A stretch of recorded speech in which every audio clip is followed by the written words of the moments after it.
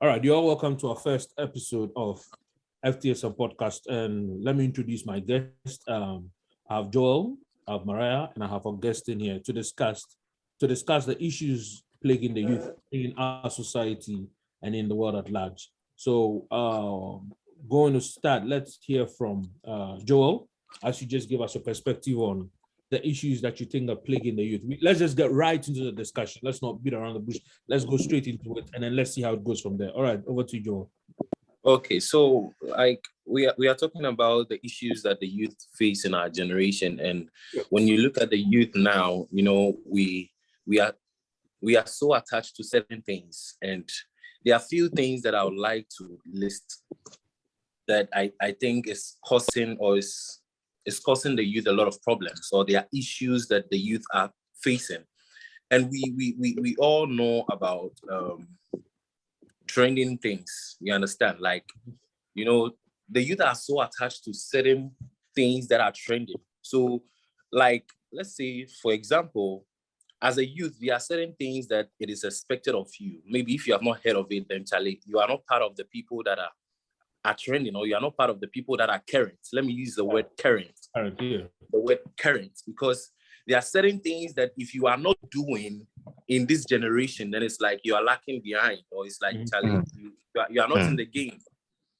Yeah. You understand? So with such things going on, you find out that the youth are trying to, get into those things because they feel like that is what is trending.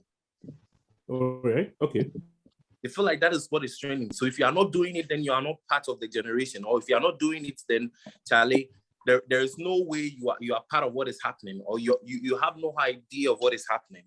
Mm-hmm. All right. So we get to see a lot of things, because nowadays you see the youth on social media doing all sorts of things, and you wonder, is this truly the youth of this generation? And when you think about it, it's very bad, and it's mind-blowing when you see you doing certain things online just because it is trending, in the name of trending. So there are a lot of things that our youth find themselves in, and this is one aspect that I'd like to talk about. All right. Okay. So I'll come back to you, and then we'll get into details of exactly what you're talking about. Augustine, so just give me a brief understanding of what you think is plaguing the youth in this generation. Like, what do you think the youth is going through that we need to sort of like find a conversation around to be able to steer it towards the right path? Okay, from my perspective, the youths now want everything in a fast way, quick. Making money, they want it fast. So someone of 60 years, it took him about 40 years to get what he has, but a youth of about 21 years want to have it all in a month or even in days. They don't care what it takes. They don't care. They don't. They are not ready to even wait to learn how the person who took 40 years achieved. They want it now. So if it means duping, if it means killing, if it means and sleeping with men, if it means sleeping with animals, whatever it takes for them to make it now, they'll do it. So I think that's another issue with our generation now. Everything must be done now, not tomorrow, not next year. Everything is now. Everything must be fast. So they want to use the fastest cars, the fastest internet, the fastest phones. Everything is fast. I mean, So yeah, that's everybody wants to. I mean, it's good to want things fast. I don't think there's anything wrong with wanting something fast. Or is there anything? To me, my problem is the approach to it. Okay. You see, a minister who has been in ministry for about 60 years, right? And you seen what he has achieved. You want to use a year to achieve it. It's not a problem, but the problem is the approach, the way you want to get there. Okay. You are not ready to learn the process, but you are ready to get the results. Okay. Yeah. That makes a lot of sense. All right. So, Mariah, let me hear from you. Just your perspective on what you think. So, this everyone else's one has just been an idea of what they think is plaguing the youth. From your perspective, what do you think the youth is going through today that it might not be worrying, it might not be a problem, but it might be something that is recurrent or like a cycle that keeps going on that we should sort of have a conversation around. Okay, so hi everyone once again. Hi. Well, for me, I think it should be the fear of the unknown. Okay. Like, I think most of us don't know what the future holds. Like, sometimes you are there and you're worrying, what is next for me? Things are going well for my friend. How do I also get there? So it's this kind of confusion we have, not knowing what to do, the frustrations of life. Sometimes you are there, maybe you don't have a job. It could be a relationship, it could be anything. There's something you want that you are not getting. And sometimes it can just pull you down. As I was saying, sometimes me, myself, I am there and I'm like, hey, God, Charlie, what's next for me? What's up? What's up with my life? I have a job. It pays quite well, but it doesn't take the worry and confusion and fear away, because I don't know what is next for me. I don't know what else is coming my way. When you get A, you want B. Like, I can say, okay, God, I want a job. I get a job and I'm like, okay, God, I want a car. So it's an unending worry, a desire to have what is next. That is what I feel we have to get a grip of. Like, we have to come to an understanding and know that, okay, you can't just get everything at once. Yes. It's a step-by-step approach. So I think we have to look at it from that angle. Having the fear of the unknown and how to, tackle it and then go about our everyday activities. Yeah.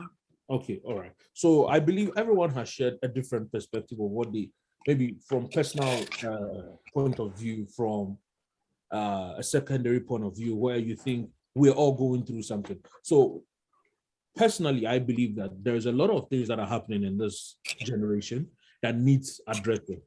Now, one of the reasons why we have this podcast is so that we can address this issue, we can discuss these issues, we can talk about them, and then see how best we can influence society by positively having that conversation about all of these things, so that we can get people conscientized to the place where they believe that life is not just what we see, but life is beyond just what we see. But then God has also given us the ability to bring what is terrestrial into the physical realm, so that we are able to live life to please God.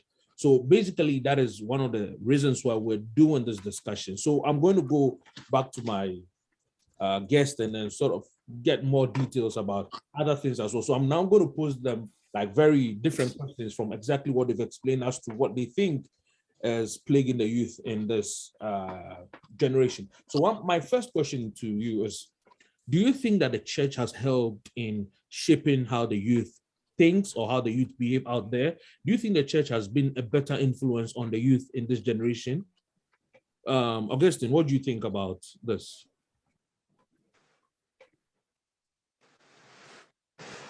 To me, my answer is more of a no than a yes. Okay, then tell me why. The church is not helping the way it should. Okay. In the sense that this is going to be hard.